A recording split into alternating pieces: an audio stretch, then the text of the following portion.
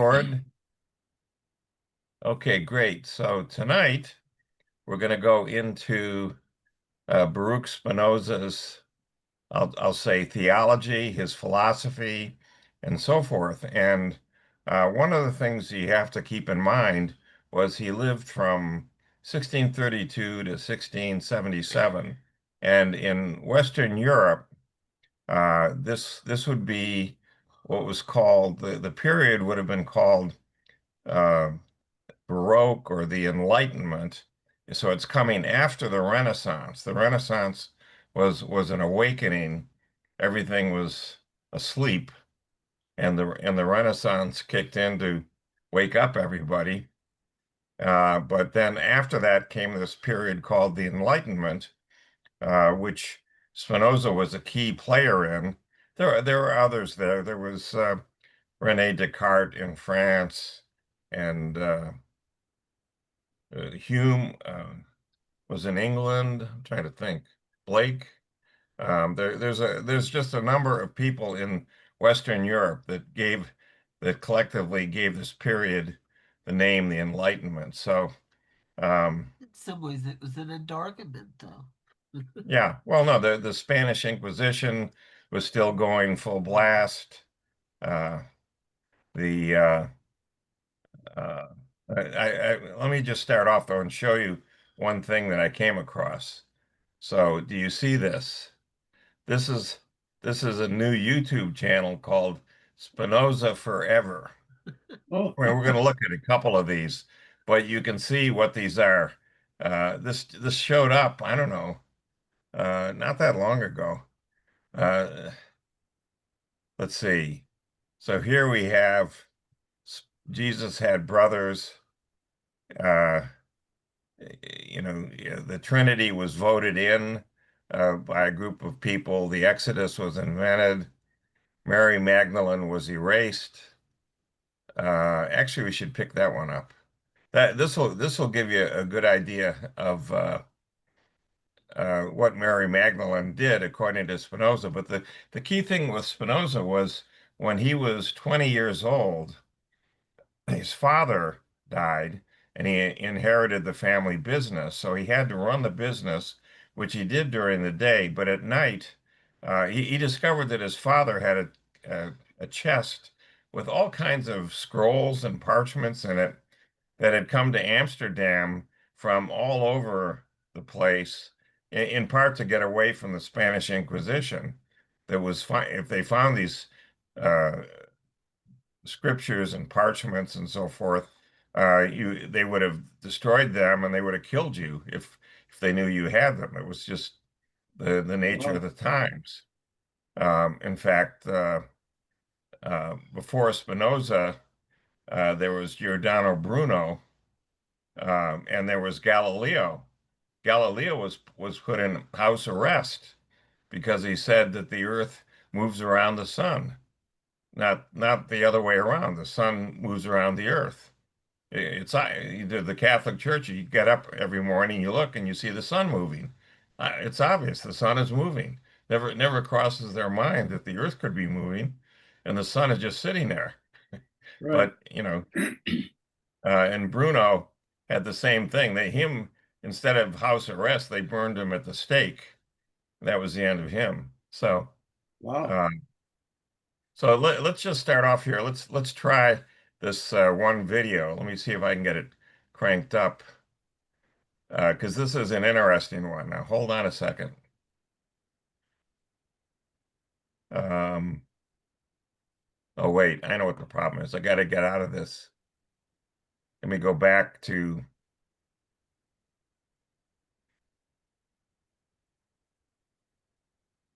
this here.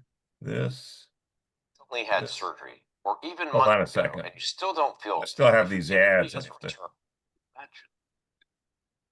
Okay, now I'm going to go to screen share so we can all see it.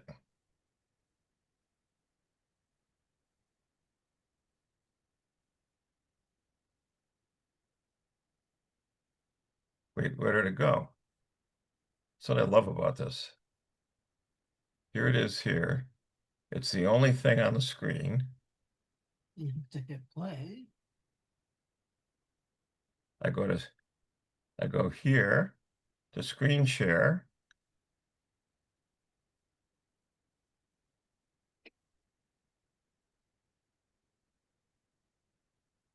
Oh, here it is, here.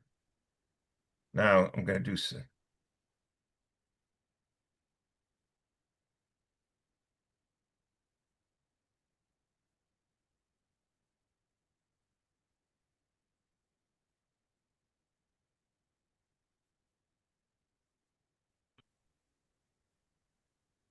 hold on, Bruce. This is Zoom giving us trouble.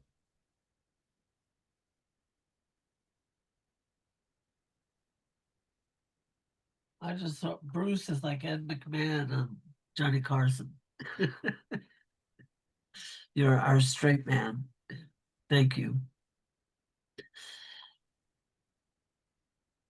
Wait, what did I was just looking at it. Hold on a second. That's what I hate about this. Here it is. Okay, now I've got this. Now let me go here, screen share, this, share sound, share. Okay. Now, do you see this, Bruce? Oh yeah, fireplace. Yeah, fireplace. So I'm just going to put on, I think there are captions on this. Just going to speed it up just a little bit. Okay. If this is too much, we'll quit. Going to go here. Okay, full screen. And discovering that one of history's greatest philosophers unearthed a oh truth wait, so dangerous about it's Mary not loud Magdalene enough. that the church had to Hold on. Why isn't it loud enough? Go here. This is plenty loud. Go here. This is plenty loud. I don't get it.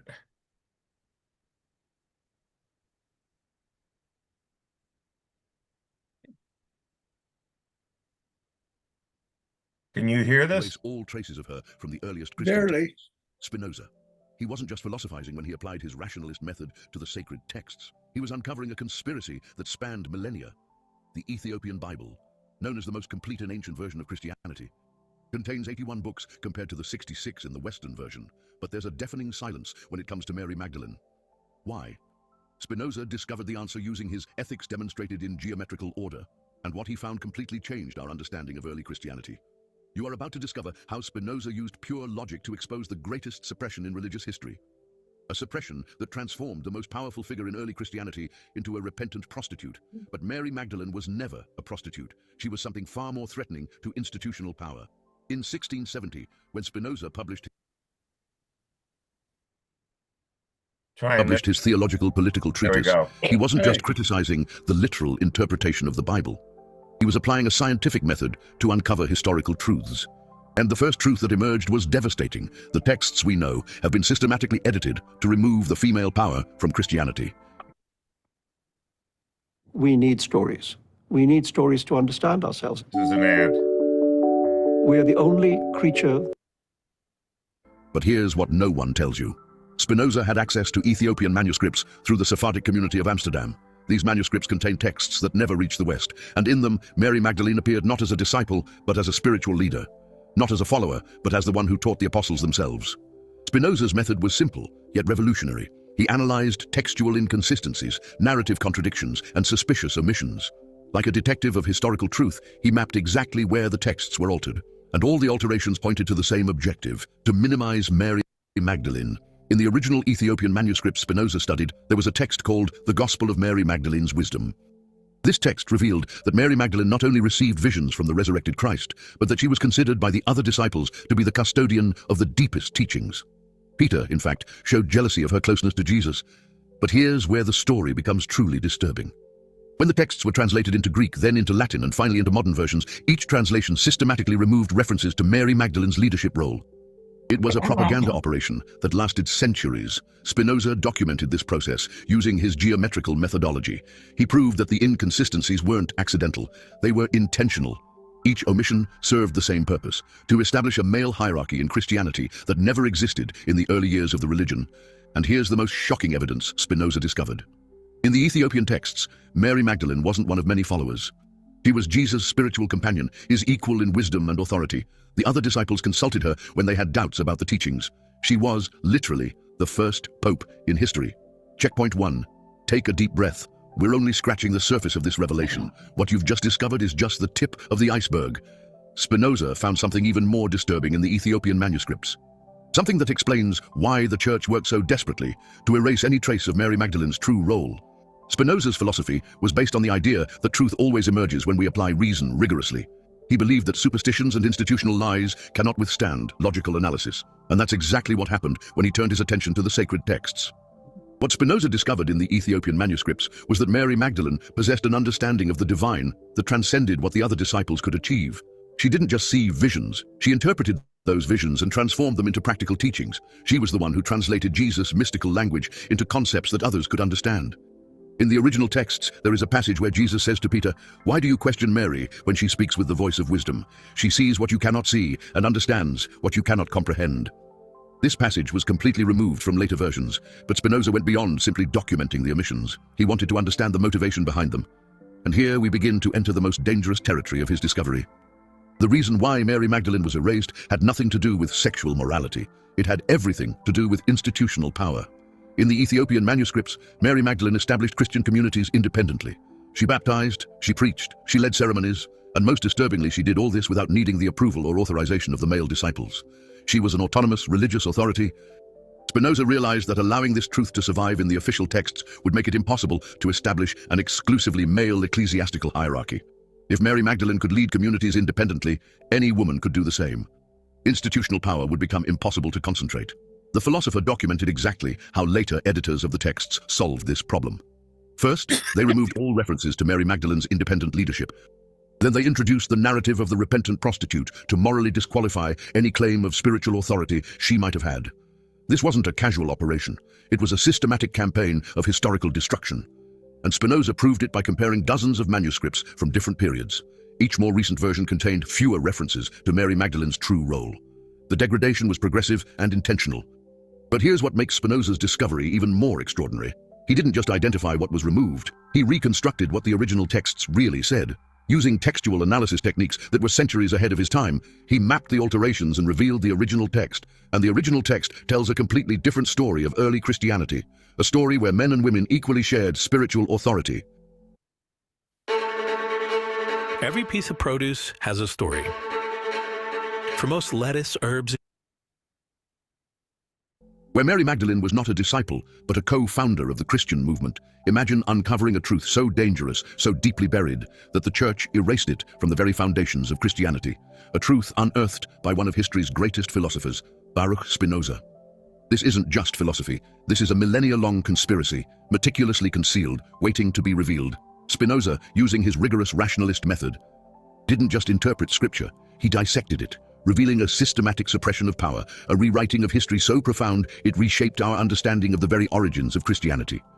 The Ethiopian Bible, the oldest and most complete version of Christian scriptures, holds 81 books compared to the 66 of the Western canon. But when it comes to Mary Magdalene, there's a deafening silence, a silence Spinoza shattered. This is a story of suppressed truth, of intellectual bravery, and of a woman whose influence was systematically erased. Prepare to confront the most audacious cover-up in religious history, a cover-up that transformed the most powerful figure in early Christianity into a repentant prostitute. But Mary Magdalene was never a prostitute. She was something far more dangerous to the established order, where power wasn't centralized, but distributed among spiritual leaders of both genders. Checkpoint 2. Pause here and consider the magnitude of this revelation. Spinoza wasn't just rewriting religious history. He was exposing how institutional power uses textual manipulation to legitimize its authority. And the technique he developed to do this would become the foundation of modern textual criticism. The method Spinoza applied to the Ethiopian manuscripts was the same he used in his philosophy, identifying contradictions, seeking rational explanations, and never accepting claims based solely on authority. He treated the sacred texts as historical documents, not as unquestionable divine revelations. And it was this rational approach that revealed the most disturbing truth of all. Mary Magdalene wasn't erased from the text because she was less important than the other disciples. She was erased because she was more important. Her spiritual authority directly rivaled that of Peter and the other male leaders. In the Ethiopian manuscripts Spinoza studied, there's a detailed description of a confrontation between Peter and Mary Magdalene. Peter questions why Jesus revealed certain truths only to her. Mary responds that it's not a matter of favoritism, but of capacity for understanding. She states that her mind was prepared to receive teachings that others couldn't yet process. This wasn't feminine humility. It was an assertion of intellectual and spiritual authority. Mary Magdalene was declaring herself equal to or superior to the male disciples in terms of spiritual understanding. To the later editors of the texts, this was an intolerable assertion. Spinoza discovered that the strategy to neutralize this threat was genius in its simplicity. Instead of simply removing Mary Magdalene from the texts, the editors transformed her into a symbol of redemption through submission, the repentant prostitute who finds salvation through male forgiveness. This narrative served multiple purposes. First, it kept Mary Magdalene in the texts, avoiding questions about obvious omissions. Second, it transformed her from a figure of authority into a figure of subordination. Third, it established a precedent. Women can be saved, but only through male mediation. What Spinoza proved is that this transformation didn't happen naturally through imprecise oral transmissions. It was a deliberate project of narrative re-engineering. Each manuscript he analyzed showed a clear progression. Mary Magdalene the leader, becoming Mary Magdalene the follower, then Mary Magdalene the repentant sinner. But the most shocking discovery was yet to come. Spinoza found evidence that the editors of the texts didn't just remove Mary Magdalene's leadership role, they also removed her teachings. In the Ethiopian manuscripts, there were entire sections attributed to Mary Magdalene's teachings. They were texts on the nature of divinity, on spiritual practices, on the organization of Christian communities. These teachings were surprisingly sophisticated. Mary Magdalene discussed concepts of mystical union that would only reappear centuries later in the texts of medieval mystics. She described practices of meditation and contemplation that seemed to anticipate much later developments in Christian spirituality. Spinoza realized that these teachings were deliberately attributed to other authors in later texts. Ideas that originally came from Mary Magdalene were put into the mouths of Paul, of John, of Peter. Her intellectual contribution was systematically erased and redistributed to male figures. This wasn't just suppression. It was historical plagiarism on a monumental scale. Mary Magdalene's ideas about the divine nature, about spiritual practices, about community organization, were stolen and attributed to others. Her mind was plundered to build the intellectual edifice of official Christianity. And here's where Spinoza's method becomes truly revolutionary. He didn't just identify the intellectual theft, he demonstrated it using stylistic analysis.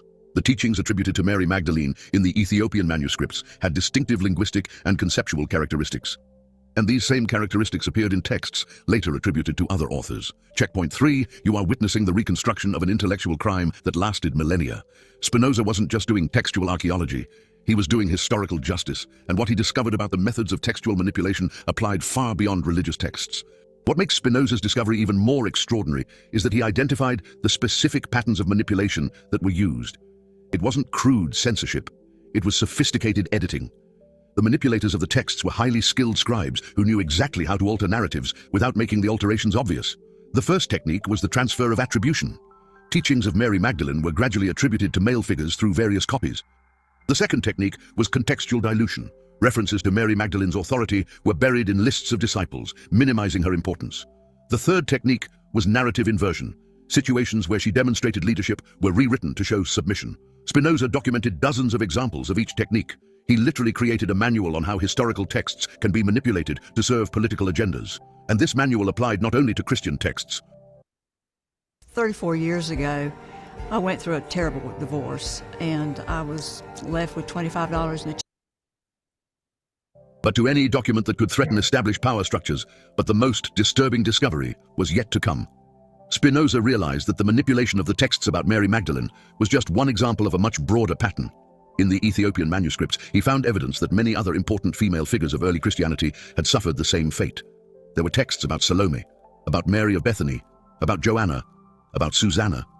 All were described as independent spiritual leaders with their own authority, and all were systematically reduced to subordinate roles or completely removed in later versions of the texts. What Spinoza uncovered was that the erasure of Mary Magdalene was part of a much broader campaign to masculinize Christianity. The original movement was far more egalitarian in terms of gender than later versions suggested. The exclusion of women from Christian leadership was not an apostolic tradition. It was a later political innovation. And here is the deeper connection to Spinoza's philosophy. He believed all human institutions tended towards corruption through the concentration of power. And what he uncovered in the Christian texts was a perfect example of this dynamic. A religion that began with distributed leadership became an authoritarian hierarchy through the deliberate manipulation of its foundational story. Spinoza realized understanding these mechanisms of manipulation was crucial to protecting society against institutional tyranny. If people could see how historical texts are altered to legitimize power, they would be better prepared to resist other forms of manipulation. This is why he considered his work on the Ethiopian manuscripts as important as his ethics. It wasn't just a matter of historical accuracy, it was a matter of intellectual freedom. People who understand how truth can be suppressed are better equipped to defend it. And the method he developed to analyze the Christian texts became the basis of modern biblical criticism. Contemporary scholars still use techniques that Spinoza pioneered in the 17th century to identify interpolations, alterations, and omissions in ancient texts. But there's an even deeper dimension to Spinoza's discovery about Mary Magdalene. He realized that the suppression of her true identity represented the suppression of a completely different way of understanding spirituality. In the Ethiopian texts, Mary Magdalene emphasized the direct experience of the divine through contemplation and introspection. Her teachings focused on the development of inner wisdom instead of obedience to external authority. It was an approach to spirituality that made each individual potentially capable of direct access to divine truth. This was the core of the threat Mary Magdalene represented. She wasn't just challenging male authority. She was challenging the entire idea that spiritual truth needed to be mediated by institutions. Her teaching suggested that each person could develop a direct relationship with the divine. This was a radically democratic philosophy of spirituality. If Mary Magdalene was right, there was no need for special priests, elaborate hierarchies, exclusive rituals. Anyone with sufficient dedication could achieve the same levels of spiritual understanding that religious leaders claimed to possess exclusively. Spinoza immediately recognized the political implications of this approach. A religion based on Mary Magdalene's teachings would be much harder to control institutionally. It would be a religion of independent mystics instead of obedient congregations. It would be a fundamental threat to organized ecclesiastical power. And here's where Spinoza's personal philosophy connected deeply with his discovery about Mary Magdalene. His own ethics championed the idea that each individual could achieve beatitude through the development of reason and understanding. It was a philosophy that dispensed with external mediators and placed the responsibility for wisdom directly on the shoulders of each person. Spinoza realized Mary Magdalene had arrived at the same basic conclusion through the mystical path that he had reached through the rational path. Both believed truth was directly accessible to any adequately prepared mind. Both rejected the need for intermediary authorities. This convergence between early Christian mysticism and modern rationalism wasn't accidental. Both approaches shared a fundamental confidence in the human capacity to understand reality through the rigorous application of our highest faculties. The difference lay in the methods, contemplation versus logical analysis. But what Spinoza discovered in the texts about Mary Magdalene went beyond philosophy. He found evidence that she had developed specific practical techniques for cultivating elevated states of consciousness. These techniques were described in detail in the Ethiopian manuscripts, but had been completely removed from Western texts. Mary Magdalene taught concentration exercises involving the visualization of inner light. She described breathing methods that calmed the mind and opened spiritual perception.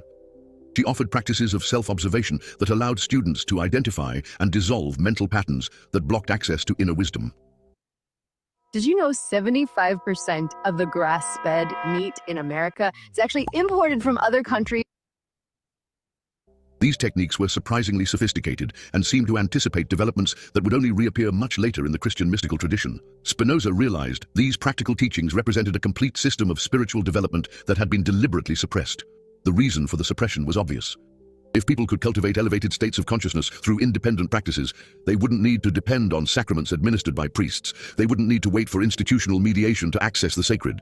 They could develop their own spiritual capacities. And here we arrive at the core of Spinoza's revelation about Mary Magdalene. She wasn't erased because she was a woman.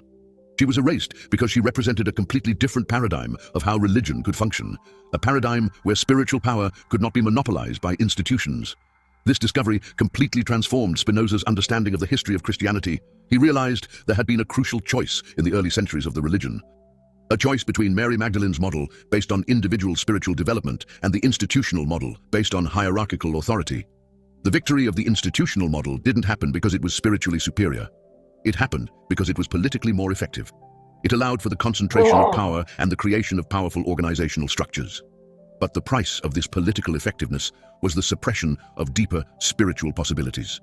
Take a deep breath. What you're uncovering isn't just ancient history. It's a pattern that repeats itself whenever institutions have to choose between spiritual authenticity and organizational power. And Spinoza realized that understanding this pattern was crucial to navigating the spiritual and political challenges of his own time.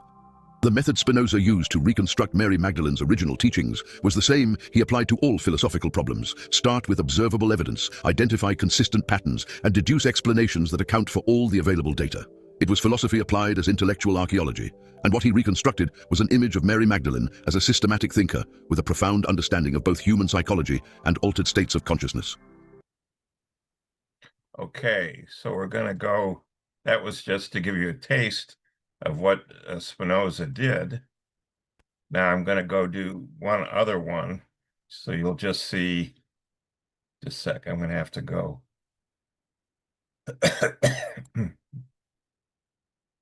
Let's see. Very where is it? Buddhist. You haven't seen anything. Wait till you see this. Okay. Here we go.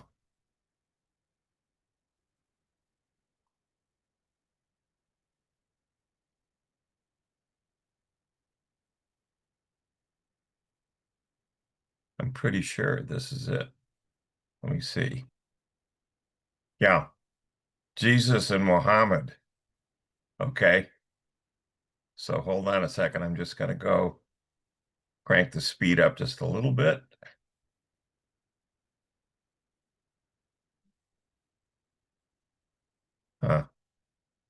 Okay.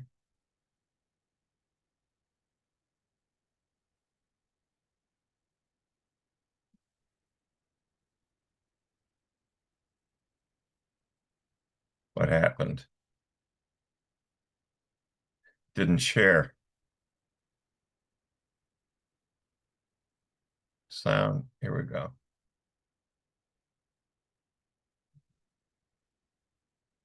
Where's the sound? Oh, wait. 77, when Baruch Spinoza died in Amsterdam, his friends burned Can you stacks hear of his this, manuscripts. Bruce? They knew the You content see was it? too dangerous to see the light of day, but one of them hid some, not by accident, out of fear.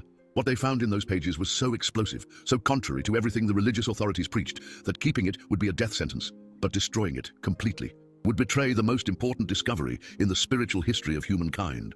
And what was written on those pages would forever alter our understanding of Jesus Christ and Prophet Muhammad. You are about to discover why two men risked their lives to preserve this truth, and why it was considered more dangerous than any weapon of its time. Have you ever wondered why certain truths remain buried for centuries? Why some discoveries are deliberately concealed from the masses? The manuscript I'm about to reveal today contains answers that will make you question everything you've learned about the two largest religions in the world. But before we continue, take a deep breath, because what you are about to discover may shake your deepest convictions. Imagine for a moment that you find an old chest in your attic. Inside, letters revealing family secrets kept for generations. The thrill of discovery, and at the same time, the fear of what those truths might mean. That's exactly what happened in 1982, when a librarian at Leiden University found handwritten pages hidden inside the binding of a seemingly ordinary Spinoza book. The librarian, Dr. Henrik van der Berg, was conducting routine restoration when he noticed the book was thicker than it should have been. Something was hidden between the leather and the original pages. When he carefully opened the binding, his hands trembled. It wasn't just the age of the paper, it was what was written there. Phrases in Latin, Aramaic, and Arabic. Strange diagrams. Connections that no scholar had documented before. Van der Berg immediately realized he was facing something impossible. How could Spinoza, a 17th century Jewish philosopher, have access to original Christian and Islamic texts that even the most renowned theologians didn't know about? Those pages contained something impossible. And when Van der Berg began translating the manuscripts, he understood why they had been hidden for 3 centuries. What was there wasn't just academic knowledge. It was evidence of a conspiracy that had lasted for millennia. Spinoza had discovered parallels between the secret teachings of Jesus and Muhammad that no theologian had dared to document. Parallels that suggested a much deeper and more disturbing truth about the common origin of these two traditions. You know what's even more intriguing? The guardians of both religions always knew this. For 14 centuries, Christians and Muslims have waged bloody wars, believing themselves to be natural enemies, crusades, jihads, millions dead in the name of God. But Spinoza discovered that Jesus and Muhammad shared identical teachings about the divine nature, teachings that were purposefully suppressed. And these weren't just vague philosophical similarities. They were identical practical instructions, specific techniques, precise methods of consciousness transformation that were so similar it was frightening. For example, Jesus taught that fasting should last exactly 40 days to purify the temple of the body. Muhammad prescribed periods of fasting of identical duration during his spiritual retreats. Jesus instructed his disciples to pray facing east at sunrise. Muhammad established the exact same solar orientation for morning prayers. Jesus spoke of dying to oneself to achieve eternal life. Muhammad described the process of fana, the annihilation of the ego, using almost identical terminology. Two men separated by 7 centuries, completely different cultures, distinct languages, and yet teaching the same spiritual technology with surgical precision. Think of it as 2 rivers originating from the same mountain, but following different paths to the sea. On the surface, they seem completely distinct, but at the source, the water is exactly the same. Spinoza's secret manuscript was a map of that source. But why hide it? Why burn entire libraries so this truth never reached you? The answer lies in power, in control, in the ability to keep entire populations divided through artificial differences. Have you noticed how people fight over details and forget the essentials? That's exactly what happened with Christianity and Islam. While they debated rituals and interpretations, they lost sight of the revolutionary essence that both founders preached. Spinoza discovered this essence, and it was too dangerous to be revealed. In the manuscript, he documents how both Jesus and Muhammad spoke of a fundamental unity that transcended all human divisions. It wasn't about religion. It was about a radical transformation of consciousness. But here's what will surprise you even more. They didn't just preach it. They practiced identical rituals to achieve elevated states of consciousness. Rituals that were completely removed from the official texts. In the manuscript, Spinoza describes a ceremony that Jesus performed with his closest disciples on new moon nights. They gathered in a circle, fasted for 3 days, and then practiced a specific sequence of breaths and chants that lasted until dawn. The goal: to temporarily dissolve the sense of individual identity to experience what Jesus called union with the Father. 700 years later, Muhammad practiced an almost identical ritual during his nights in the Hira cave. Same fasting period, same circular formation, same combination of controlled breathing and repetitive sounds. Muhammad called this experience Laylat al-Qadr, the night of power, when the veil between the human and the divine completely dissolved. But here's the detail that will give you goosebumps. Both documented that in these rituals, something extraordinary happened. They completely lost track of where their individuality ended and infinite existence began. For a few hours, they directly experienced being the universal consciousness itself, and when they returned to their normal state, they were never the same again. Imagine a key that opens 2 different doors. From the outside, the doors seem unique, incompatible. But inside, they reveal the same treasure. Jesus spoke in Aramaic about the Royaume des cieux, the kingdom of heaven. Prophet Muhammad in Arabic spoke of Jannat, paradise. Spinoza discovered that both he and Jesus Christ referred to the same state of consciousness, achievable while alive. These weren't promises for the afterlife. They were precise instructions for immediate transformation. You might be thinking, but that contradicts everything I've been taught in church, in the mosque, in school. Exactly. That was the intention. During the first 3 centuries of Christianity, there were at least 40 different Gospels. Only 4 were chosen for the New Testament. The others, systematically destroyed. The same happened with the teachings of Prophet Muhammad. Hundreds of hadiths, accounts of his life, were declared inauthentic and removed from the official tradition. But Spinoza had access to preserved copies of these lost texts, and what he found in them would leave you speechless. Jesus taught specific breathing techniques to enter the kingdom. Techniques identical to those described by Muhammad for achieving fana, the dissolution of the ego in divine unity. Both spoke of specific fasts, not for deprivation, but to alter states of consciousness. Both used repetitions of sacred words, mantras, to induce mystical experiences. And even more shocking, both taught that divinity wasn't up there, but inside each human being. Can you imagine how that would sound to the religious authorities of the time? To emperors who based their power on the idea that God had specially chosen them? It was too revolutionary, too dangerous. So began what Spinoza called the Great Distortion. And it wasn't accidental. It was coordinated, systematic, calculated. In the year 325 AD, Emperor Constantine summoned 300 bishops to the Council of Nicaea. Officially, it was to unify Christian teachings. In reality, it was the greatest exercise of spiritual censorship in history. Imagine a meeting where 300 corporate executives decide which departments should be eliminated, not for inefficiency, but because they are inconvenient to prophets. That's exactly what happened to original Christianity. For 3 days and 3 nights, these bishops debated intensely. Not about the truth of the teachings, but about which teachings allowed for greater control over the masses. The Gospels that taught direct self-realization, dangerous to social order. The texts that instructed practical techniques of enlightenment, too complex for the common people. The detailed descriptions of consciousness transformation rituals could be misinterpreted. One by one, practical truths were labeled heretical and ordered for destruction. But the bishops were clever. They didn't eliminate everything at once. That would be too obvious. Instead, they gradually altered the meaning of the teachings that remained. Kingdom of Heaven ceased to be a state of consciousness attainable here and now, and became a post-mortem promise dependent on obedience to the Church. Salvation ceased to be awakening to one's divine nature, and became forgiveness of sins through religious intermediaries. Prayer ceased to be a consciousness-altering technique, and became a supplication for favor to a distant deity. They transformed a manual of spiritual freedom into a system of religious dependence. And something even more sinister, the similarities between Jesus and Muhammad were transformed into irreconcilable differences. Think of 2 people arguing about the color of an apple. One insists it's red, the other that it's green. They argue for hours, create rival groups, spend generations in conflict, until someone realizes they're looking at different sides of the same apple. That was Spinoza's discovery. Jesus and Muhammad were describing different facets of the same transcendent truth, but for 300 years, this discovery remained buried, until today. The secret manuscript reveals not only the parallels, but the specific reasons why they were concealed. And when you understand these reasons, your view of religion, spirituality, and even yourself will never be the same. Have you ever felt that something is missing from official religious teachings, as if there were a part of the story that was purposefully omitted? Your intuition was right. In the next few minutes, I'm going to show you exactly what Jesus and Muhammad really taught, how their practical methods were systematically altered, and why this truth was considered so dangerous that it needed to be hidden for 14 centuries. Prepare yourselves, because what you're about to discover could completely transform your understanding of spirituality. In the manuscript, Spinoza documents a conversation Jesus had with his closest disciples, a conversation that never made it into the official Gospels. Jesus was explaining how to achieve what he called henosis, direct union with the divine, not through intermediaries, not through institutions, directly. Listen carefully, Jesus said to Peter, John, and James one night on the Mount of Olives. What I'm about to teach must be kept secret until humanity is ready. What followed was a 3-hour lesson on spiritual neurology that anticipated scientific discoveries by 2 millennia.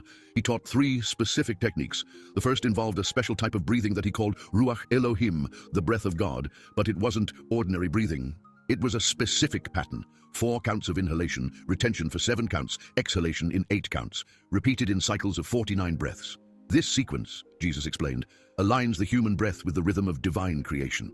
Observe how your perception expands after the 7th cycle. Peter, being Peter, asked if it was some kind of magic. Jesus smiled. It's not magic, Peter. It's how God designed the human body to function. I'm simply teaching you to use the equipment correctly. 700 years later, in a cave on Mount Hira, Muhammad independently developed an almost identical technique that he called muraqabah, deep meditation through breath control. The only difference: Muhammad used a pattern of 7 counts for inhalation, 4 for retention, 8 for exhalation. Slightly different mathematical proportion, but the same neurological principle. Coincidence? Spinoza proved it wasn't. Both were accessing the same state of consciousness through practically identical methods, as if there were a universal spiritual technology that transcends cultures and eras. The second technique Jesus taught was even more fascinating. He instructed his disciples to continuously repeat a phrase in Aramaic, Maranatha, our Lord, come. But it wasn't a supplication. It was a specific invocation that altered brainwaves. Muhammad taught the exact same principle through dhikr, the constant repetition of La ilaha illallah, until the rational mind dissolved into pure consciousness. 2 different cultures, 2 different languages, 2 different eras. Same spiritual technology. And the third technique was the most powerful of all.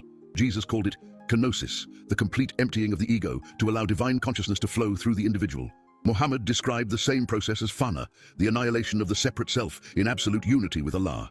You might be wondering, if these teachings were so powerful, why were they removed from official traditions? The answer is simple and disturbing. People who master these techniques don't need religious intermediaries. They don't depend on priests, imams, or authorities to access the divine. They become spiritually self-sufficient. Imagine what that would mean for institutions that base their power on the spiritual dependence of the masses. It would be like discovering you can cure any illness with plants from your backyard.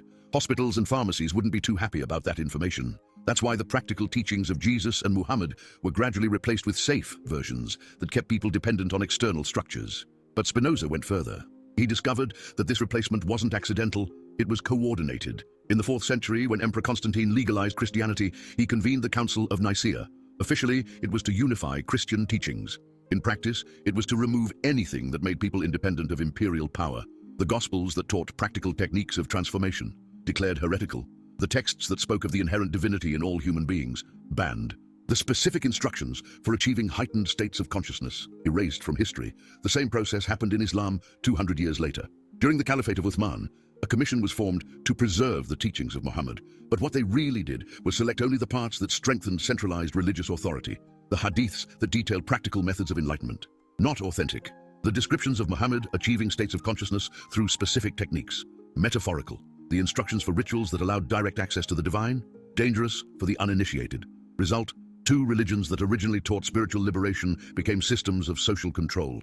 But here's what Spinoza discovered that will shock you even more. Jesus and Muhammad not only taught similar methods, they predicted that these methods would be corrupted.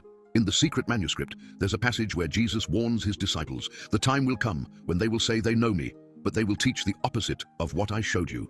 Keep these techniques in your heart, for one day someone will rediscover them. 700 years later, Muhammad made a nearly identical prophecy. Those who will come after me will use my name to turn people away from Allah, when what I taught was to bring them directly closer. It's as if both knew their original messages would be distorted and left clues so that the truth would eventually be recovered. Spinoza believed he was responsible for this recovery. But there's something even deeper to this story, something that goes beyond the specific techniques or the historical manipulations. Spinoza discovered that Jesus and Muhammad weren't just teaching spiritual methods, they were revealing a fundamental truth about the nature of reality.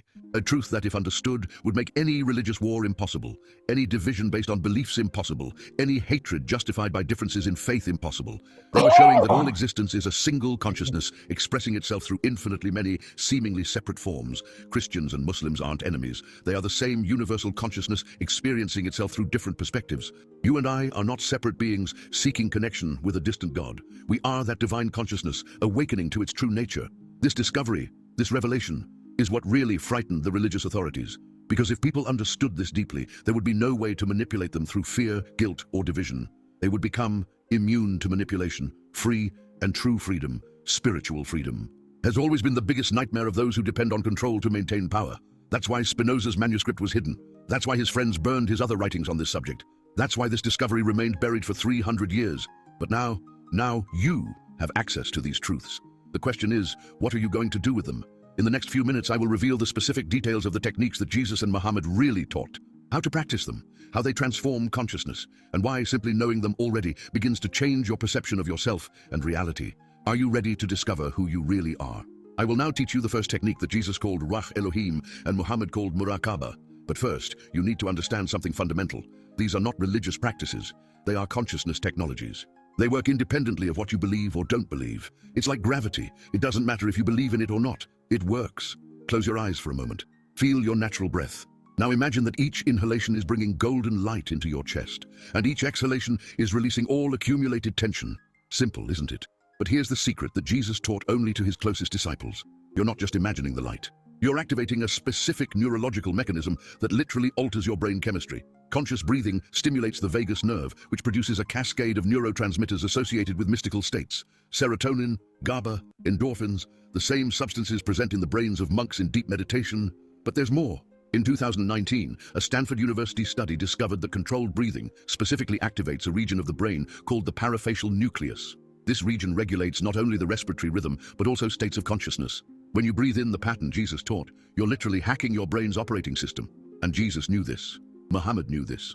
14 centuries before modern neuroscience uncovered these mechanisms. But they went further, much further. In Spinoza's manuscript are diagrams, drawings made by Jesus' own hand, showing how different breathing patterns activate different centers of consciousness in the body.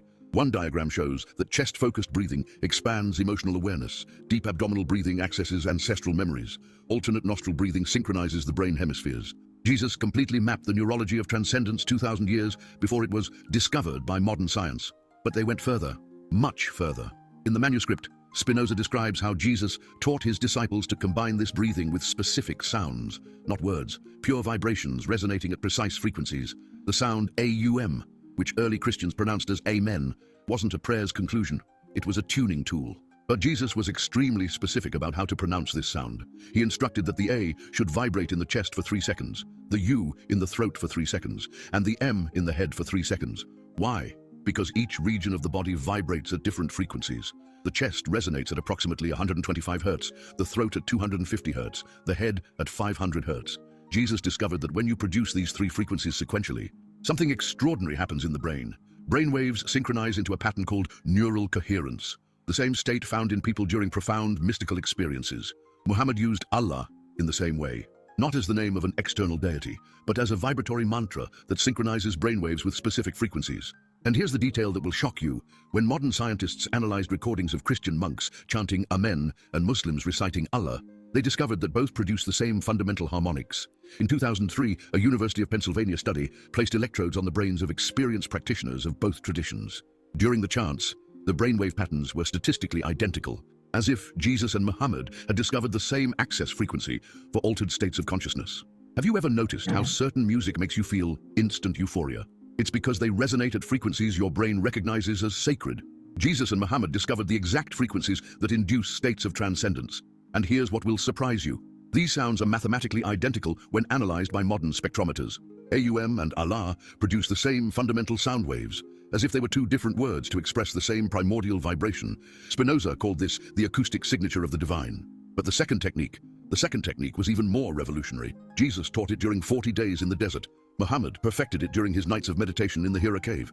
They discovered that fasting isn't about deprivation.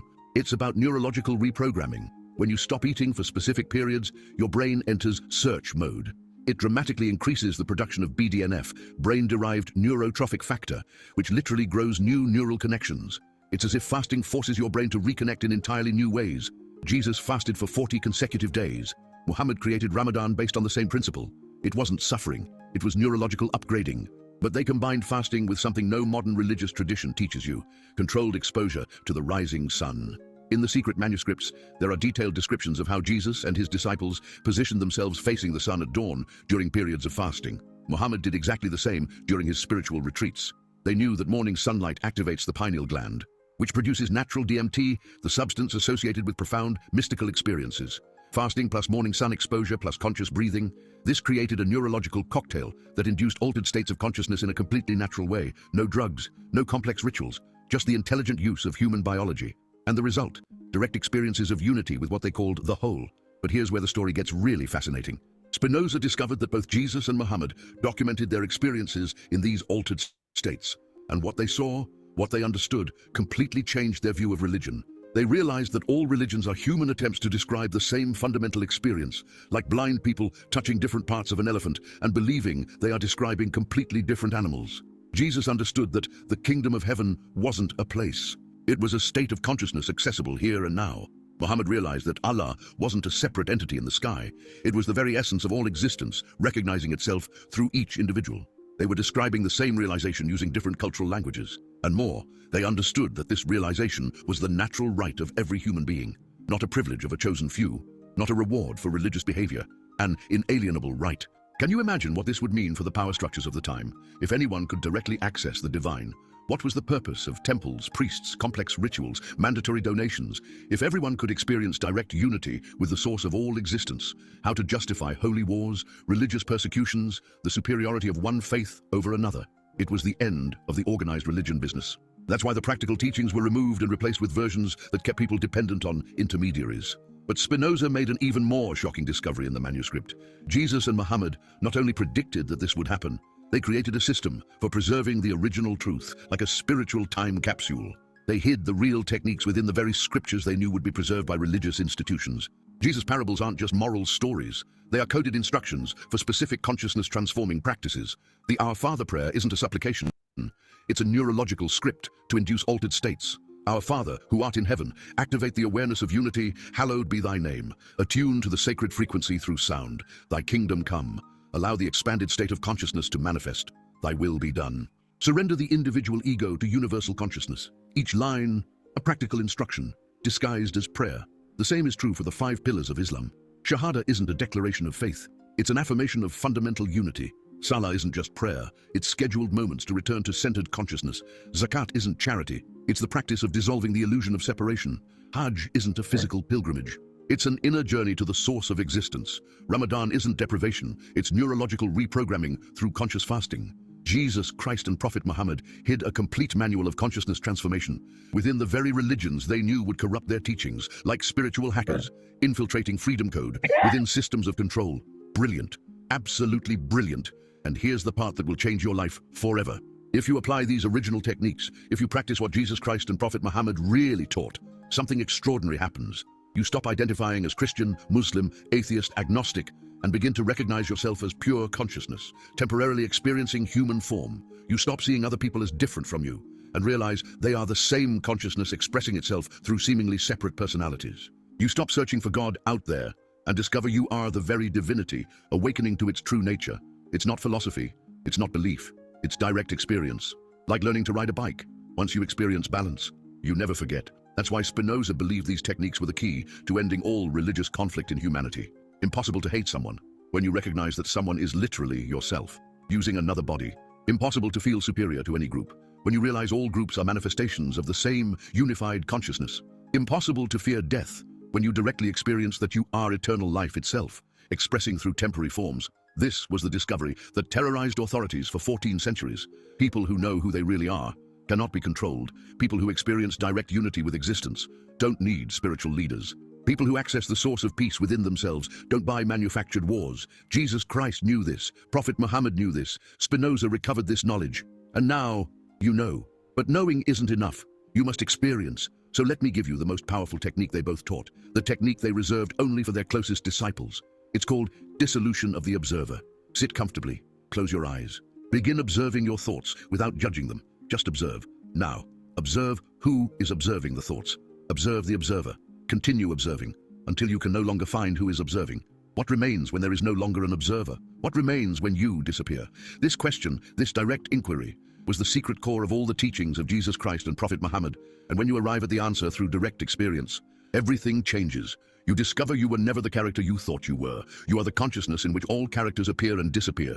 You realize you were never born and will never die. You are the timeless field of existence itself. You understand you're not having a spiritual experience. You are spirituality itself, knowing itself through human form. And in that recognition, in that direct understanding, all searching ends.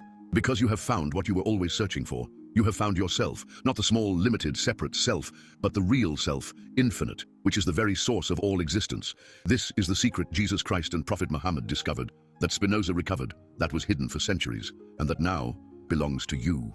The final question is, what will you do with this understanding? Will you keep it as interesting intellectual knowledge, or will you investigate directly until it becomes your lived reality? Jesus Christ said, "You shall know the truth, and the truth shall set you free." Prophet Muhammad taught, "He who knows himself knows his Lord." Spinoza concluded, "The mind that understands its own eternity is itself eternal." They were all speaking of the same discovery, the discovery that you, the real you, was never limited, never separate, never less than divine. This is the truth they wanted to hide. This is the revelation that can transform not only your life, but all of humanity. Because when enough people awaken to who they really are, wars become impossible, divisions reveal themselves as illusions, and love becomes the only rational response to existence. Jesus Christ knew this. Prophet Muhammad knew this. Now you know this. The question is, are you ready to be the change the world needs to see?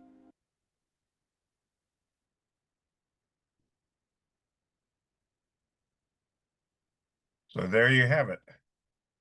Very. 1877, when Baruch Spinoza Oops, died. hold on, I got to kill this. Burned stacks Hold of on a second. manuals. They knew the content was too dangerous to see the light of day, but one of them hid some. Hold on. Not by accident, out of fear. What they found in those pages was so explosive, so contrary to everything the religious authorities preached, that keeping it would be a death sentence, but destroying it.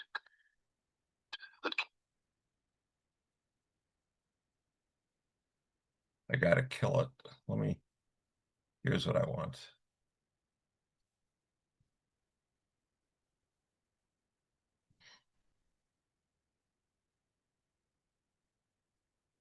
So you can see Spinoza was aware of the Buddha. He was aware of the Tao and Lao Tzu and the Way, and that Spinoza himself probably every day spent time meditating and doing this. It was just part of his life. But it was dangerous doing this then, because the Spanish Inquisition was there, and he'd already been excommunicated by the Jews in Amsterdam.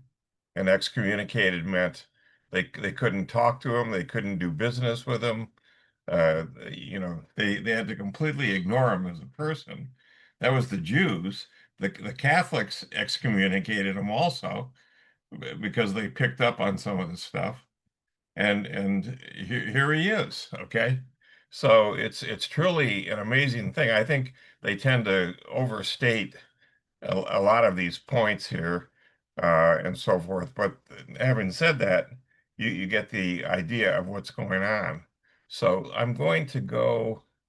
Here's our PowerPoint here that we're going to run through. So it just to set the stage here for tonight. It's wonderful to see how ecumenical he was. Yeah, he was an someone. amazing person, Spinoza, and you could see why someone like Einstein, really resonated with him. Really said, "I believe in the God of Spinoza." Except people didn't pick up on who Spinoza was. They just kind of Spinoza had huge impact. A lot of other philosophers following him picked up on his ideas, but in part because of this excommunication, he was, he was ignored. He wasn't in the club, and so it goes. So, um, what we're trying to do here, we talked last time about just his life, but here we're trying to talk about what did he really come up with, okay? And so the very first thing we heard was there was this book called The Ethics that was his chief project and his legacy, and this is uh, uh, been associated with Leibniz, who was the inventor of integral calculus. Newton did differential calculus. But Leibniz came and visited Spinoza and then went back and was meditating every day and did some of his best work for the last 10 years of his life. Rene Descartes, who was earlier, was very much of a rationalist. Descartes is known for the phrase cogito ergo sum, I think, therefore I am. So that answers in part, Descartes is saying that there's a duality, there's a body and a mind that are there, and they're joined together. But this is all done through reason. That's what distinguishes the Renaissance was discovering for the first time all of these things that had been ignored. The Enlightenment was trying to rationalize, to use reason to put all these things together and interpret what they were seeing within some framework. So ideas correspond to reality perfectly in the same way that mathematics is supposed to be an exact representation of the world. So his work, The Ethics, is really a masterpiece. And if you go read Descartes, you would see that that's where Spinoza started from, but he took it much further. He just said we don't get credit for him. Now, I happen to have, hold on a second.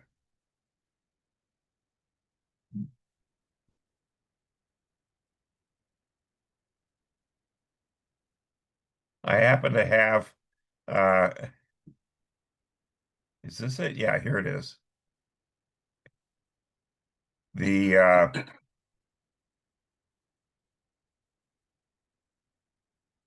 Descartes' work, The Ethics. Here it is. Do you see that, Bruce? Yeah, okay. So this is a Kindle version, but let's just pedal through it just a little bit so you'll start to see who he was. There's some references to Kant, to Hobbes, to Hume, all of whom were building on what Spinoza did. So there's parts to this thing concerning God, the nature and origin of the mind, the origin and nature of emotions, human bondage or the strength of the emotions, the power of understanding or human freedom. So here we go. Part 1, concerning God. By that which is self-caused, I mean that of which the essence involves existence, or that of which the nature is only conceivable as existent. So a thing is called finite after its kind when it can be limited by another thing of the same nature. For example, a body is called finite because we always conceive of another greater body. And so also a thought is limited by another thought, but a body is not limited by thought nor a thought by body. So you start to see this is how he's thinking. This is not your run-of-the-mill person. He's self-taught. He taught himself again, not simply Dutch, but Aramaic, Greek, classical Greek, and Hebrew, and then he really learned these languages to be able to do the analysis that he was doing. And so when you get into this, after he goes through God, he says, well, actually, I'm going to do this like Euclid did. So if you read Euclid, which we took in high school geometry, plane geometry, Euclid had a set of 5 axioms. Well, Spinoza has 7 axioms here. Everything which exists either in itself or in something else. That which cannot be conceived through anything else must be conceived through itself. From a given definite cause, an effect necessarily follows. On the other hand, if no definite cause be granted, it's impossible that an effect can follow. The knowledge of effect depends on and involves the nature of a cause. The things which have nothing in common cannot be understood, the one by means of the other. The conception of one does not involve the conception of the other. A true idea must correspond with its ideate or object, and if a thing can be conceived as non-existence, its essence does not involve existence. Now, Spinoza actually was born just starting to overlap with Isaac Newton. And Spinoza didn't believe, even though he's talking about a definite cause and effect, he didn't believe that there would ever be any way to go relate these things in any useful manner. So Newton was asked about this when he developed the term gravity. There was no such term, but Newton said, "Well, I need something to describe how these bodies attract one another, and I'll call it gravity, from gravitas, which is heavy or serious, out of the Latin." So Newton started with this, but then he came up with the idea that these objects attract one another, and the attraction is proportional to the product of their masses and inversely proportional to the square of their distances. And from that, he developed everything that described the motion of all the planets, all the moons around the planets around the stars around each other, and on and on. And we've tweaked it hundreds of years later, but that doesn't mean that Newton was that far off. He was an incredible, and Spinoza would have never believed this was possible. I think he would be in shock at what Newton did. And so it goes. But in Euclid's book, and there are 5 axioms here. Spinoza has 7, and then Euclid had over 300 propositions. Well, the propositions are actually latent. They're all present here in the axioms. That's why I read the axioms. The axioms contain everything. So the propositions are really an elaboration of what these axioms say. And that's what we're going to cover here tonight is what is really going on. But you can see how Spinoza thinks about these things, and he goes through proofs, which of course throws a lot of people off. They don't like this. What does this have to do with anything? All I think based on people having some very bad experiences with you know, high school and middle school algebra and geometry, and remembering that it wasn't a lot of fun taking these things. So we're now going to go back to our slides. Hold on a second. Here we are here.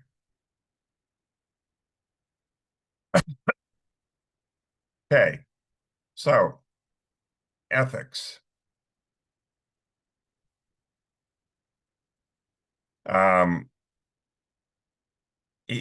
Ethics was not his first publication. He published in 1663. So he was born in 1633. So this is now at age 30. He's been already excommunicated by everybody.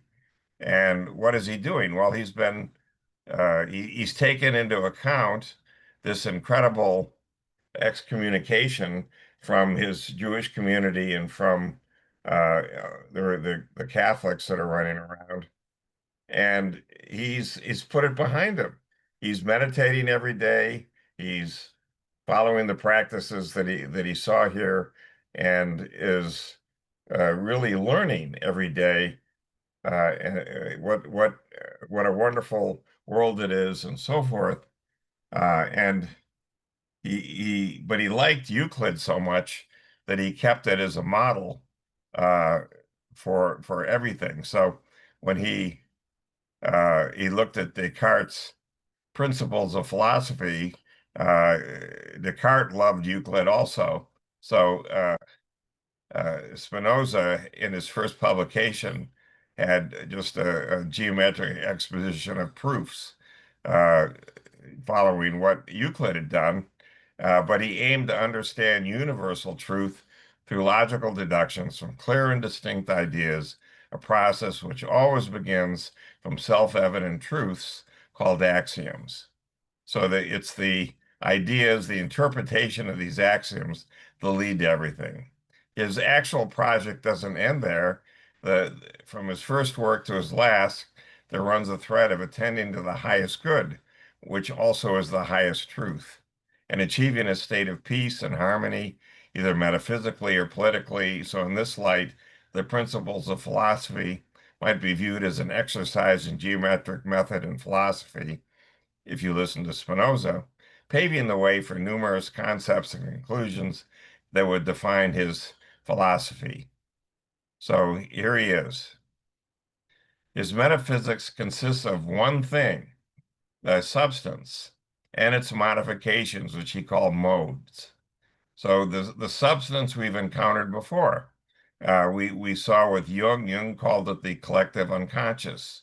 We saw with Ron Cohen, Ron had observed that wherever he looked in the universe, there was something which he called information that coded uh, all of the compartments of space, all of the particles that are all around us. And this one thing, this one substance, linked everything to everything else. It was everywhere, and it contained, among other things, the algorithms that control all the forces in our universe. So if there is a candidate for something that would be called a spiritual entity, it would be this collective unconsciousness or information that is everywhere. So early in the book of ethics, which we just looked at, he argued that there's only one substance, which is absolutely infinite, self-caused, and eternal. And he calls this substance God or nature. And he takes these two terms to be synonymous. In Latin, the phrase he uses is Deus sive natura. So for Spinoza, the whole of the natural universe consists of one substance, God, or what is the same nature, and its modifications, or these modes. So for example, when we look around us, we see uh, we have solids, liquids, and gases. When we look at the stars, we see plasmas. And since the stars contain most of the mass that we see in our universe, we have to think of as plasma being really the bulk of these things. But this is all just manifestations of this one substance. It can't be overemphasized how the rest of Spinoza's philosophy, his philosophy of the mind, his epistemology, his psychology, his moral philosophy, his political philosophy, his philosophy of religion, flows more or less directly from the metaphysical underpinnings in part one of Ethics, which we just skipped through. You can get this from Amazon. It's on Kindle. So Spinoza set forth a vision of being. This is illuminated by his awareness of God. Now, they may seem strange at first sight. To the question, what is, he replies, substance, its attributes, and modes. Well, what is? The answer is substance. Well, that's like a circular answer. What is substance? Well, yeah, I know it's substance. Well, what is it?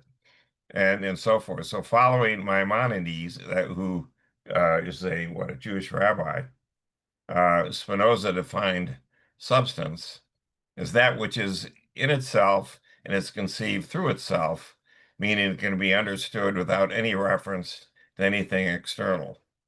So that matches, for example, what Ron Cowan saw. Only this information that was everywhere, it can be understood without any reference to anything else because that's what it is.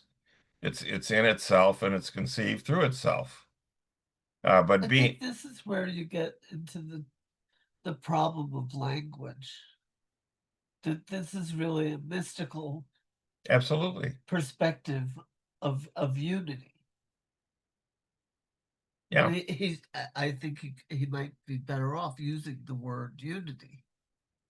Yeah, partly it's an issue of language, and words don't describe what he saw. For example, Spinoza clearly said, after going through this process of meditation that might result in achieving what some call enlightenment, he was changed forever.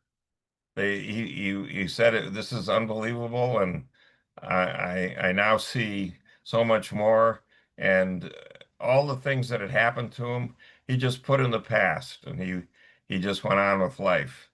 So But it was consciousness of unity, I would say, mhm, in terms that I think people would that are familiar with Buddhism would resonate with. sure, sure, And for me, as a former whatever um, Kabbalist, that's what they're talking about. absolutely, They're talking about the one substance. right, right, Is the only it that there is, the only thing that there is, the only consciousness that there is, the only mind that there is. It's that one single unity, right. which I understand as unity with a capital U. Right. Which does raise the question, of course, where did the unity come from? Who created it? What created it? It doesn't matter. Well, It's I understand. always there. Spinoza defines substance as that which is in itself and conceived through itself, meaning it can be understood without any reference to anything external. So that meets his definition. Being conceptually independent means the same thing as ontologically independent, meaning depends on nothing else for its existence and is the cause of itself, causa sui. So there you go. A mode, now this is a variation on the substance, is something which cannot exist independently, but must do so as part of something else on which it depends. So, for example, colors or size or individual things. But that's a derivative of what is there in terms of this unity. The modes can be further divided into finite and infinite. The latter, which are the infinite, are evident in every finite mode, and he gives as examples motion and rest. So if you're at rest, that's an example of a finite one, but rest is a particular case of, for example, you might be going backwards and all of a sudden stop, and now you're going forwards. Well, the second that you stop is kind of a sure, it is true. It's an evidence of something finite, but actually you're moving.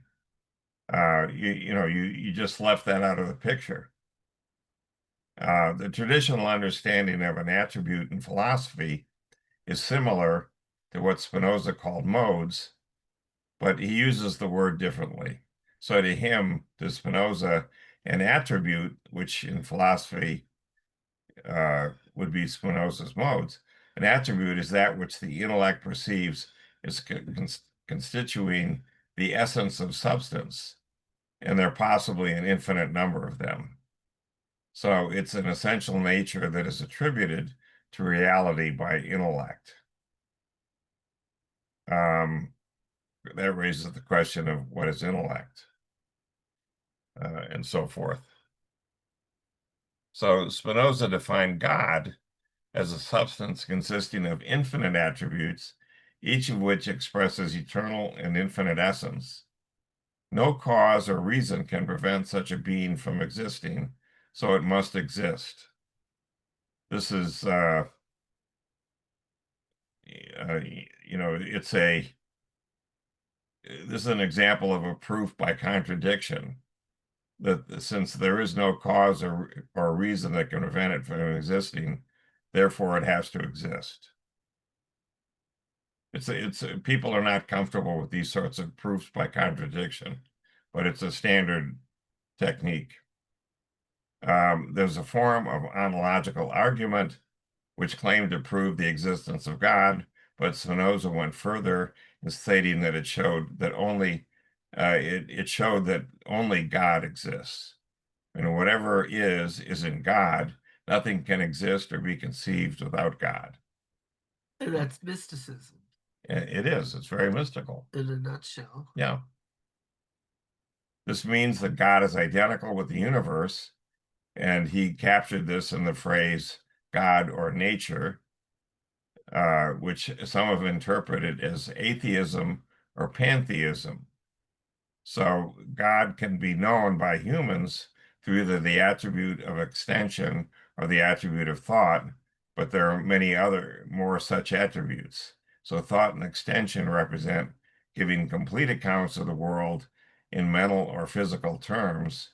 And to this end, he says the mind and the body are one, the same thing, which is conceived now under the attribute of thought, now under the attribute of extension. So this, to me, starts to be very mystical as to what he's saying here, that he went through some type of enlightenment on his own, and to him, this is where he's trying to express what he saw. So after stating this proof for God's existence, he says, who is God? And he believes that God is the sum of the natural and physical laws in the universe, and certainly not an individual entity or a creator, not a man on a throne with a robe and a beard and a bunch of entities playing harps behind him. Spinoza attempts to prove God is just the substance of the universe by first stating that substances do not share attributes or essences, and then demonstrating that God is a substance, but with an infinite number of attributes. So the attributes possessed by any other substances must be possessed by God. So this gets to the issue we saw in the book of Job, where God encompasses both good and evil. He encompasses everything. So therefore, God is just the sum of all the substances in the universe. And God is the only substance in the universe, and everything is a part of God, and so forth. So this is what people called pantheism. Spinoza argues that things could have been produced by God, could not have been produced by God in any other way or in any other order than is the case. This is, again, Voltaire saying, what did he say? We live in this, the most perfect and possible world, and everything happens here in order to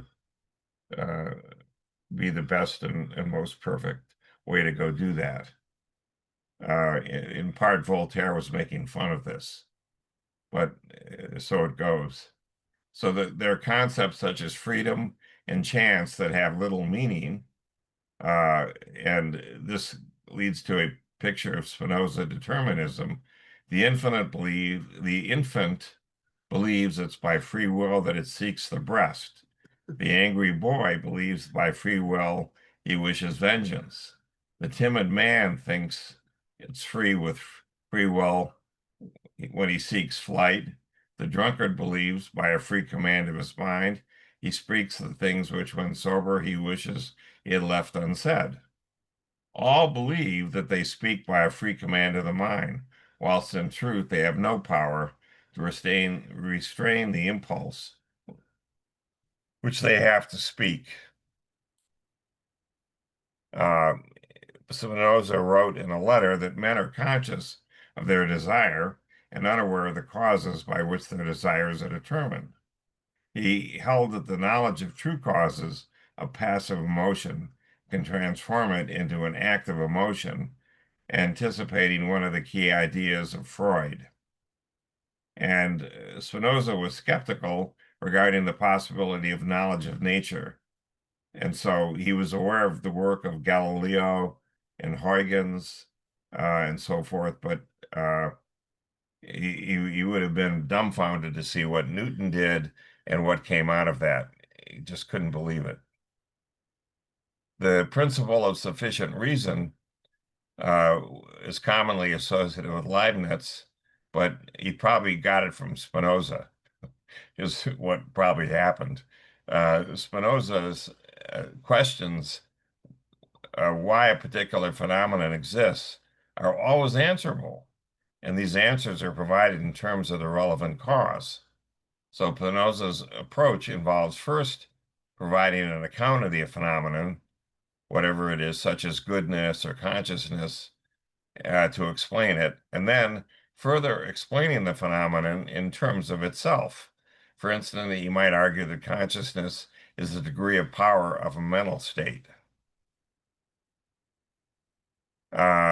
Spinoza was also described as an Epicurean materialist, specifically in reference to his opposition to what Descartes had called this mind-body dualism, that there was a body and there was a mind. I would argue that he probably missed that one, that there is a soul there that links with this body, and that probably has a lot to do with the mind. But you know, it is what it is. This view was held by Epicureans before him. They believed that atoms, with their past, were the only substance that existed fundamentally. All we know today is that atoms themselves are made up of smaller parts, but at some point it ends. That you go down enough levels and you're there, and the things that are left are what we today would call strings. Spinoza deviated significantly from the Epicureans by adhering to strict determinism, much like the Stoics before him. The Epicurean believed in probabilistic paths, which is more in line with contemporary thought. But that doesn't mean that he was wrong. It could be that what we think of as probabilistic is not. That's what we saw when we described the many worlds of quantum mechanics. One thing that seems on the surface to distinguish Spinoza's view of emotions from both Descartes and Hume's picture is he takes the emotions to be cognitive in an important respect. Spinoza mainly saw emotions as caused by cognitions, but he did not say this clearly enough and sometimes lost sight of it entirely. He provides several demonstrations which purport to show truths about how human emotions work. The picture presented is unflattering, colored as it is by universal egoism. And you see here, one of the problems is Spinoza is really doing all this stuff by himself. He doesn't have anyone else to bounce these ideas off. He's excommunicated. He's there in Amsterdam, but that's it. Spinoza's notion of blessedness figures centrally in his ethical philosophy. Blessedness or salvation or freedom consists namely in a constant and eternal love of God, or in God's love for us, for men and women. This means that Spinoza wanted blessedness to stand for the most elevated and desirable state one could possibly be in. Understanding what is meant by the most elevated and desirable state requires understanding the notion of striving, but not necessarily any teleological baggage, and that perfection refers not to moral value, but to completeness. So given that individuals are identified as mere modifications of the infinite substance, the collective unconscious, it follows that no individual can ever be fully complete, that is, perfect or blessed. Absolute perfection in Spinoza's thought is reserved solely for substance, which is what he called God or nature. Nevertheless, the modes can attain a lesser form of blessedness, that of pure understanding of oneself as one really is, as a definite modification of substance, and a certain set of relationships with everything else in the universe. And what Spinoza had in mind, when you go to the end of Ethics, he makes two final key moves, unifying the metaphysical, the epistemological, and the ethical propositions that he developed over the course of the work. And he links the understanding of particular things to the understanding of God or substance. And the mind is linked to the third kind of knowledge, intuition. So intuition is viewed as something separate, as a type of knowledge where you intuit, where you come up with ideas that the phrase is they're outside the box. They're not on the table. You're not building on other things. You come up with brand new ideas. So, for example, Einstein came up with a different view of gravity than Newton did. No one else was thinking about this, and then they realized, my God, he's probably right. So from this, it's a short step to the connection of blessedness with the intellectual love of God. And you can see the spirituality is evident in everything that he does. There was a Anglo-Dutch war that was going on while he was writing this, finishing up the writing of Ethics. The Dutch, remember, this was the heyday of the Netherlands, the Low Countries. They were in Manhattan Island. They were in the West Indies, the East Indies, and Asia. They had ships running all over the world, and so forth. And the English were taking them on, and basically this would be their high point. They would then decline from this point on, and the English would be the ones that would carry the day. So the Tractatus Theologico Politicus that he wrote explains the lessons of ancient Israelite history, using this to try and understand what was happening today around him with the English-Dutch War, and the moral core of Jesus's teachings and the purpose of God's commandments, all tailored to current Dutch politics. And so it goes. He published this in 1670, and immediately everybody went nuts when they read it. They said, who is this guy and what's going on? Ethics was written for a narrow audience. You could see by writing it the way he did, it's not going to be a mass market thing. But the Tractus Theologico Politicus included not only theologians as teachers on university faculties and religious leaders, but it included whoever else wanted to read this thing. So this unfinished treatise, he wrote it, he published it in 1670, but he expounds on his ideas about forms of government, and he maintained conventional views regarding women's role in society, but he put in, oh, by the way, on the final page, women are naturally subordinate to men, a condition he attributed to inherent differences rather than societal structures, dismissing institutional explanations for their subordination. And he probably did this to make it, he thought, palatable, but as you could see, his own thinking was, there are women that are superior to men, such as Mary Magdalene, and so it goes. He was considered to be an atheist because he used the word God to signify a concept that was different from that of the traditional Judeo-Christian monotheism. So he denied personality and consciousness to God. God has neither intelligence, feeling, or will. He does not act according to purpose, but everything follows necessarily from his nature according to law. So Spinoza's cool, indifferent God differs from the concept of an anthropomorphic, fatherly God, which is exactly his point.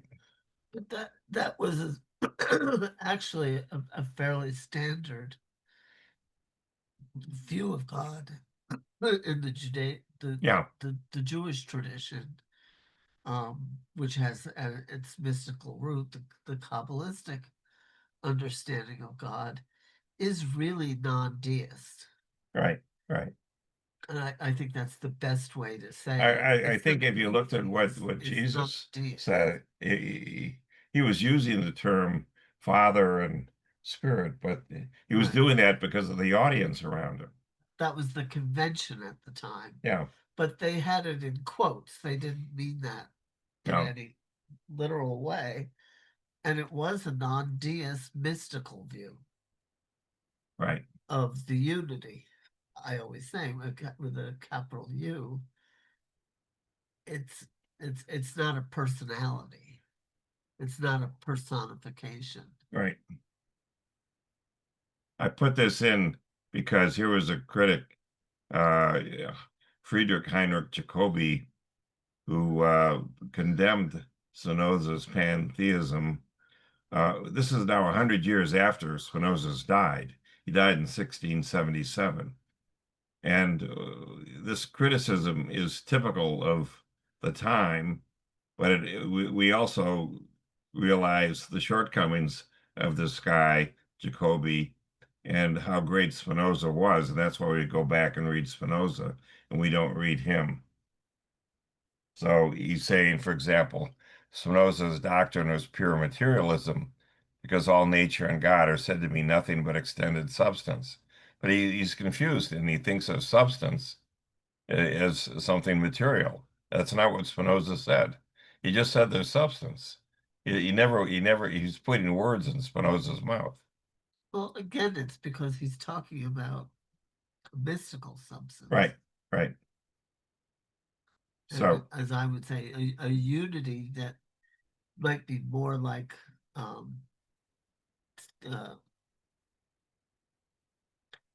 what is what is my information is showing? What is the ether? It's more like ether for ethos. no for spirit, the fifth element. Oh, yeah, I don't. That's what would be more. It's not substance. That's like In ether. yeah. It's not like clay or Right, a rock. right. It's more like the This ether is. that everything is Mm-hmm. in. Right. If that makes sense. If that helps. Yeah. Helps me. So Spinoza writings were still attractive in the late 18th century because they provided an alternative to materialism, atheism, and deism. And the three of these ideas, the unity of all that exists, which is key to Spinoza, the regularity of all that happens. So there's a control. Everything is regular in that sense. And then the identity of spirit and nature, that this coupling between these two. And so is what they called pantheism. Now this is 1879. This is 200 years after he died. Was considered to be alarming, but dangerously inimical. In other words, they started to figure out that he really might be undermining these conventional religions that were out there. But these terms like atheism, they're too simplistic. It's not Right. It's he was non-theist. That's different from being an atheist. Right. Right. Or non-deist is the Right. more common way of putting it. Right. If he was saying everything is God, that's a lot like nothing is God. Right. But it's also the opposite. Mm-hmm. Yeah. Spinoza inspired the poet Shelley to write the essay entitled The Necessity of Atheism, which you can look at. It's interesting. But to go back, in contrast to Newton's first cause argument, or the description of man a machine, l'homme machine, Coleridge and Shelley saw in Spinoza's philosophy a religion of nature. Novalis, who was a German poet, a romantic, called him the God-intoxicated man. So you can see Spinoza, hundreds of years after he died, is impacting the thought of the best and the brightest in Western Europe. And I think a lot of them don't understand him. No, and they misinterpret him and so forth. So Spinoza equated God with the material universe.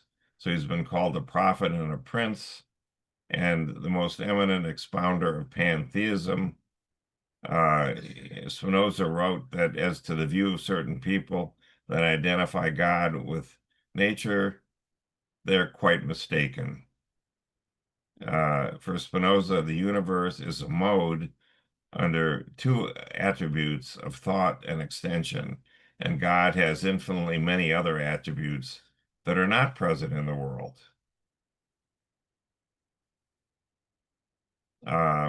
The German philosopher Karl Jaspers, who died in 1969, when Spinoza wrote God or nature, Spinoza meant God was nature doing what nature does, literally nature naturing. And it's not to be nature already created or literally nature natured. It's nature naturing. So Jaspers believed that Spinoza, in his philosophical system, didn't mean to say that God and nature are interchangeable terms, rather that God's transcendence was attested by his infinitely many attributes, and two attributes known by humans, thought and extension, signified God's immanence. But again, this is an interpretation. Even God, under the attributes of thought and extension, cannot be identified strictly with our world. That world is, of course, divisible because it has parts. But Spinoza said, no attribute of a substance can be truly conceived, from which it follows that the substance can be divided, meaning that one cannot conceive an attribute in a way that leads to the division of the substance. A substance which is absolutely infinite is indivisible. So following this logic, our world should be considered as a mode under two attributes of thought and extension, and therefore the formula one and all would apply to Spinoza only if the one preserves its transcendence and the all were not interpreted as the totality of a finite thing. There's a Stanford Encyclopedia of Philosophy, and it says that Spinoza's God is an infinite intellect, according to what he put in Ethics, all-knowing and capable of loving himself and us, insofar as we are part of his perfection. So suppose the mark of a personal being is that it's one towards which we can entertain personal attitudes. So in that case, we should note that Spinoza recommends amor intellectualis, the intellectual love of God, as the supreme good for man. However, the matter is complex. Spinoza's God does not have free will, he does not have purposes or intentions, and Spinoza insists that neither intellect nor will pertain to the nature of God. However, while we may love God, we may need to remember that God is not a being who could ever love us back. He who loves God cannot strive that God should love him in return. One of the things that wasn't obvious to Spinoza is if you follow Ron Cohen's observation that it's infinite and there are algorithms that are controlling things, the algorithms can evolve. The algorithms themselves can iterate and change and lead to incredibly complicated behavior. And variations. And on, as we've seen in examples of patterns here. And so these are ideas that were not available 300 years ago. But many authors have discussed the similarities between Spinoza's philosophy and the Eastern philosophical traditions. So we saw the Buddha. We've seen many things in Hinduism align with what Spinoza was talking about. You have this one entity, and then you have the different attributes. You have who is it? Shiva, Brahma, and Krishna. These three different attributes, but it's really one entity. So these are different modes. You have the Tao, the Way in China, that is not describable. You say, what is the way? The way is what you do. What does that mean? So a few decades after Spinoza died, uh, someone pointed out a link between his alleged atheism with the theology of a Chinese sect, which he had learned about thanks to testimonies of Jesuit missions in Eastern Asia. And a century later, Kant established a parallel between the philosophy of Spinoza and the thinking of Lao Tzu, who created the Tao, a monster system, grouping both under the name pantheists and criticizing what he described as mystical tendencies in them.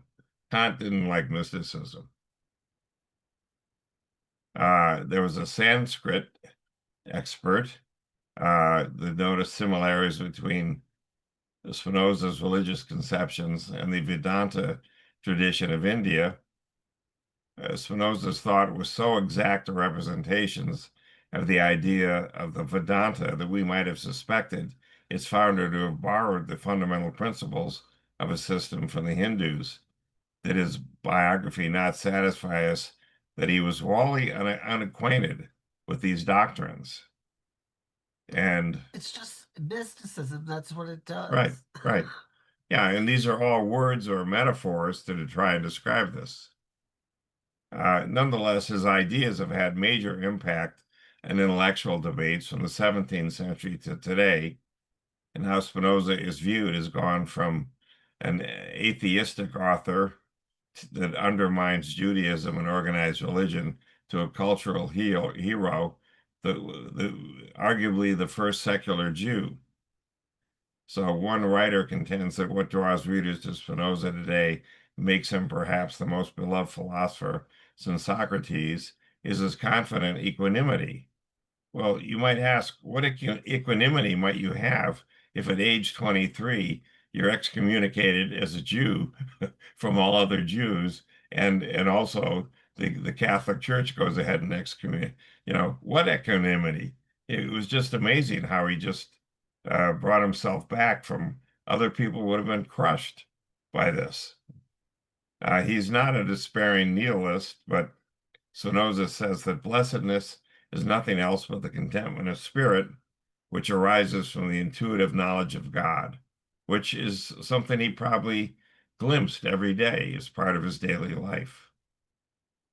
One of his biographers said, no leading figure of 1750 onward going into the Enlightenment, for example, or the 19th century was engaged with the philosophy of Descartes, Hobbes, Locke, Leibniz to the degree the leading figures such as Goethe, Kant, Hegel, Fichte, Schelling, Heine, George Eliot, Nietzsche remained preoccupied throughout their entire creative lives with Spinoza. That's how much impact he had. And Hegel asserts that the fact is Spinoza made a testing point in modern philosophy so that it could really be said you're either a Spinozist or you're not a philosopher at all. And here we have, I just started to list some of these YouTube videos. Let me just go back here I think I can go pick this up again. Let me see.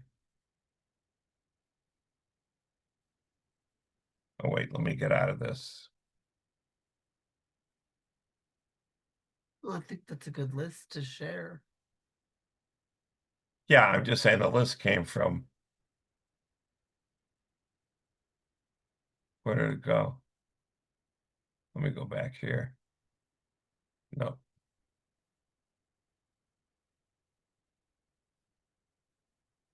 Hold on a second. I'm almost there.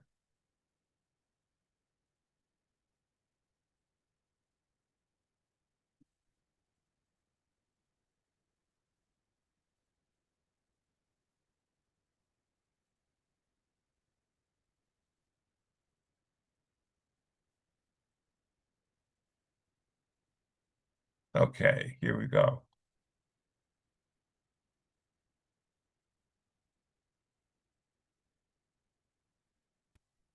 So here you can see all of these videos. I swear they're adding like one every 2 days to this, and they all tend to harp very much on the fact that what you think of as history or whatever has all been doctored to favor those in power.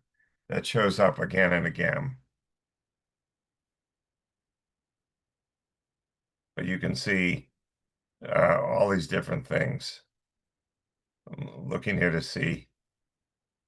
There's a lot of things about Jesus that he described. He felt he came across.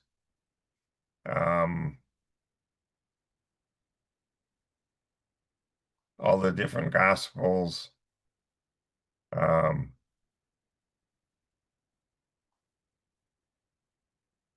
You know, you can see there's no shortage of these. I don't know how many. I must say up here at the top how many they have. 118 videos.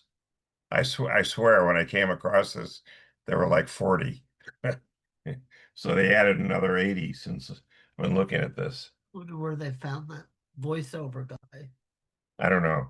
And they have common, Totally. graphics, production, voiceover. There's clearly some roadmap they're following to produce all these things. So there you have it. That's what we wanted to cover for Spinoza. And, we just touched on him before with Einstein. Einstein saying, no, I believe in the God of Spinoza, but we didn't go back to who is Spinoza. So we hope this gives you some idea of what's going on there, and an incredibly influential figure. And you can see in 1982, this guy just found these writings that Spinoza had put into this book, into the binding of the book, because he didn't want people to find it, about what he saw Jesus and Muhammad doing for meditation. So go figure. This is not the sort of stuff in 1670 you want to get out there. It's a good way to get burned at the stake. So, any comments, Bruce? Anything at all? You're on mute. You're on mute.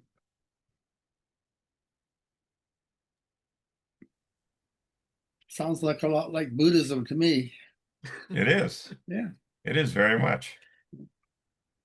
I'm sure he would have loved to have met the Buddha, Yeah. and the Buddha would have loved to have met him. Yeah.